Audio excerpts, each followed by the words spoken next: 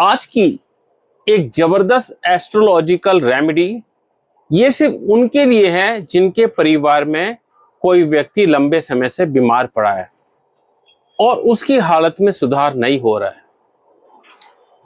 देखिए, हमारे जो पिछले जन्मों के जाने अनजाने में किए गए कर्म हैं उनका फल हमें मिलता है। अच्छे कर्मों का फल अच्छा मिलता है और बुरे कर्मों का बुरा मिलता है। यदि हमने पिछले जन्म में लोगों के प्रति गलत कर्म किए तो उसकी सजा हमें इस जन्म में रोग, ऋण और शत्रु इनसे मिलती है। एक पोर्टफोलियो राहु देव के पास है। जब व्यक्ति को शारीरिक कष्ट देना होता है और लंबे समय तक उसकी समस्या निदान नहीं देना होता है तो राहु देव अपना असर दिखाते हैं। कैसे? उस व्यक्ति का सही डायग्नोसिस ही नहीं होगा, और जब सही डायग्नोसिस नहीं होगा तो इलाज भी नहीं होगा। जब इलाज सही नहीं होगा तो दवाई काम नहीं करेगी। सिंपल। तो सबसे पहले व्यक्ति को अपने द्वारा किए गए जाने अनजाने में जो पाप हुए हैं उनका प्रायश्चित करते हुए राहु देव से माफी मांगनी चाहिए। उसके परिवारजनों को राहु देव से माफी मांगनी चाहिए और फिर पहला उपाय करना चाहिए। पहला उपाय किसी बुधवार या शनिवार को करना है। करना क्या है? कच्चे कोयले जो कि धोबी अपने प्रेस में यूज करता है, जलाता है ना प्रेस में, वो होते हैं कच्चे कोयले। एक मुट्ठी में कच्चे कोयले लिए और रोगी के सिर से 7 बार एंटी क्लॉकवाइज यानी उल्टी तरह से वार दिए, या ये कीजिए कि 7 बार सिर से लेकर पैर तक वारें और फिर उन कोयले को या तो फ्लश आउट कर दे यानी फ्लश में डालकर पानी चला दे, बहा दे, या किसी गंदे नाले में जो कि जिसमें जल प्रवाह हो रहा है, जल बह रहा है, उसमें डाल दे। ये उपाय जब होगा उसके बाद डायग्नोसिस सही होगा। अब बात है ठीक रिकवरी के लिए। ये उपाय महीने के पहले सोमवार को करना है। अब महीने से मतलब हमारा इंग्लिश मंथ नहीं, हिंदू महीना यानी शुक्ल पक्ष के पहले सोमवार को करना क्या है? एक सफेद कपड़ा लेना है।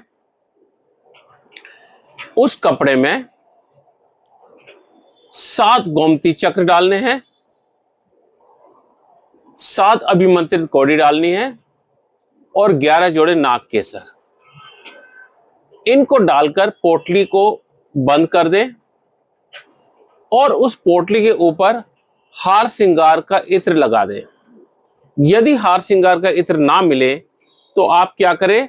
हार श्रृंगार का जो पौधा होता है वो आसानी से मिल जाता है, उससे उसका रस निकाल कर और कपड़े पर अच्छी तरह लगा दें। फिर उसके बाद भोलेनाथ से प्रार्थना करनी है कि हे भोलेनाथ, जाने अनजाने में इस व्यक्ति से जो कर्म हुए हैं, गलत कर्म हुए हैं, उससे इसने काफी भोग लिया और अब उससे इस व्यक्ति को उन पापों से छुटकारा दीजिए। महादेव को क्यों किया? क्योंकि महादेव एक ऐसे हैं जो 3 क्रूर ग्रह राहु, केतु और शनिदेव, इन तीनों को कंट्रोल कर सकते हैं। शनिदेव को ज्योतिष में काल कहा गया है और भोलेनाथ महाकाल। इस प्रार्थना के बाद ये पोटली फिर 7 बार उस व्यक्ति के ऊपर से वार कर शिव मंदिर में अर्पित करें और शिव मंदिर में अर्पित करने बाद प्रार्थना करें, हे भोलेनाथ, अब आप इसको रोग से, पीड़ा से मुक्ति दीजिए। ये तो रेमेडी होगी। अब थोड़े टाइम के बाद उसका डायग्नोसिस भी ठीक हो जाएगा और मेडिसिन भी लगनी शुरू हो जाएगी। अब क्रक्स आता है इस वीडियो का। देखिए, एस्ट्रोलॉजी में कोई भी रेमेडी यदि फ्री में दी जाए तो वो नहीं लगती।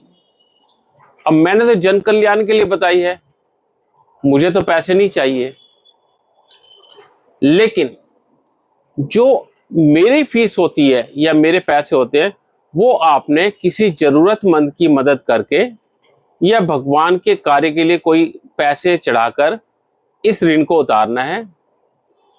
यदि उतारेंगे तो ठीक है, नहीं उतारते तो थोड़े दिनों के बाद घर में कोई और व्यक्ति बीमार पड़ जाता है और फिर सेकंड बार जब आप ये रेमेडी करेंगे ना, ये काम नहीं करेगी।